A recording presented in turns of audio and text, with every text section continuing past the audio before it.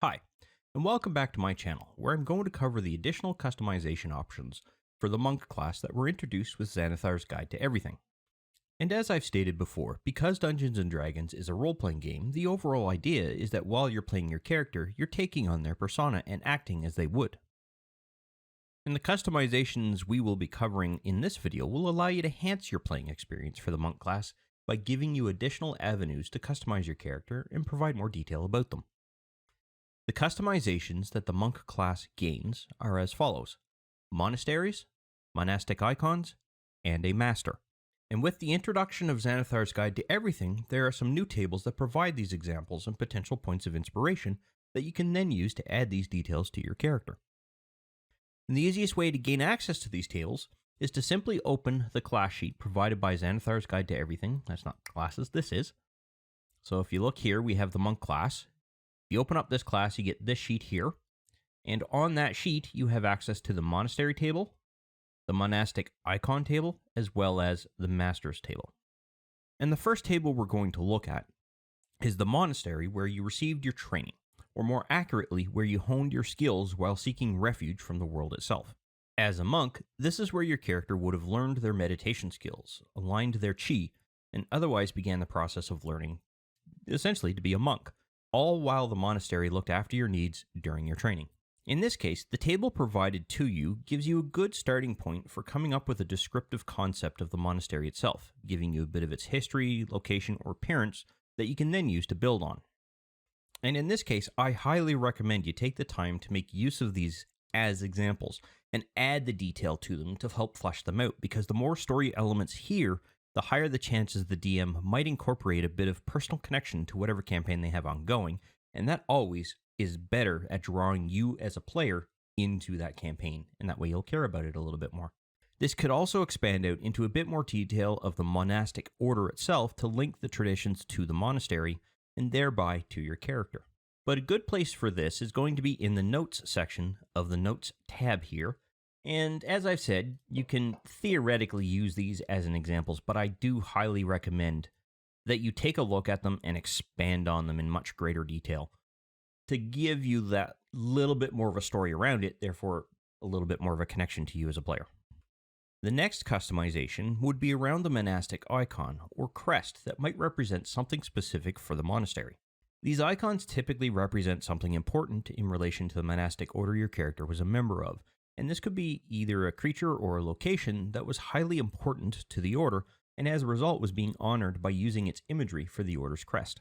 Again, these examples here are ones I highly recommend you use for inspiration, though they can be used directly, as this would tie directly into the monastery itself, and as a result, the more information you can provide here, the better chance the DM has of being able to tie it into their story. I myself might put up a party against a specific set of creatures, for example, that might be sacred to the party's monk, and see how they react, potentially putting that monk into a bit of a crisis of position, if you will, as a result. And I would do that for two things. One, it's either going to grow that character and that particular player as a result, or two, that player is going to do something that is completely against that monk's beliefs, if you will, and thereby potentially put themselves in a situation where they now need to atone for it. As for where to place this, it makes more sense to use the appearance or the notes section of the notes tab, as either would be appropriate for locations as well as for descriptions about the icon.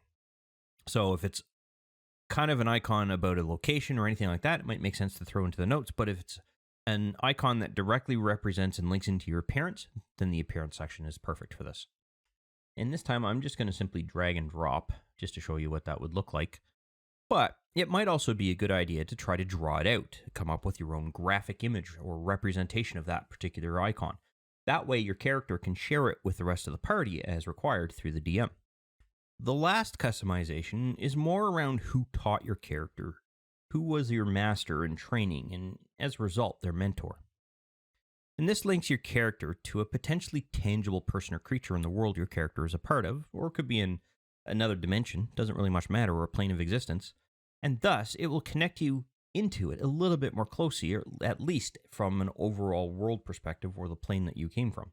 And providing as much detail here will allow the DM to potentially create a tangible NPC that could then be brought to life in that world and have some interaction with you and other party members, even trigger some crisis of belief due to a sudden realization that the master in question might not be as awe-inspiring as your character believed in their earlier years.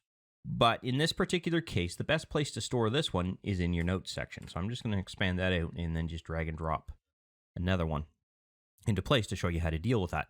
And that is because this really isn't a description of who you are, but more about who taught you, who your character interacted with, and who they used as a mentor. And as a result, that would generally fit within the actual notes.